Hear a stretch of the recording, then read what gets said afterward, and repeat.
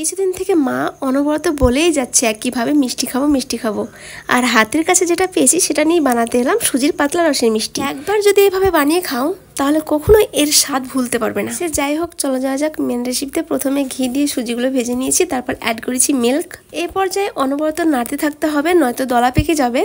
তারপর যখন কমপ্লিট হয়ে যাবে তারপর অ্যাড করতে হবে পাউডার মিল্ক। অবশ্যই ঠান্ডা অবস্থায় মিল্ক পাউডার অ্যাড করবে। তারপর ভালোভাবে হাত দিয়ে মেখে নিবে, তারপর গোল গোল করে শেপ দিয়ে নিবে হাতের সাহায্যে। সব মিষ্টিগুলো শেপ দেওয়া কমপ্লিট হয়ে গেলে রিফাইন তেলে ভেজে নিবে। তো মিষ্টিগুলো খুব বেশি যে ভেজে নিবে তা করবে না, নয়তো কালো হয়ে যেতে পারে। লাল লাল যেন থাকে এইভাবে ভেজে নিবে। এগুলোকে পাতলা রসের মিষ্টিও বলা যাবে এবং পাতলা রসের বড়াও বলা যাবে। সব মিষ্টি ভাজা কমপ্লিট হয়ে গেলে পাতলা রসের শিরা তৈরি করতে হবে। প্রথমে এর জন্য পরিমাণ মতো জল নিয়ে নিতে হবে, সেটাতে অ্যাড করতে হবে দারুচিনি, লবঙ্গ, এলাচ, তারপর চিনি অ্যাড করতে হবে। তারপর ভালো করে ফুটিয়ে নিয়ে শিরাটা যখন হালকা গরম থাকবে সেই অবস্থায় মিষ্টিগুলো অ্যাড করে দিবে। তারপর কিছুক্ষণ পর দেখবে কি সুন্দর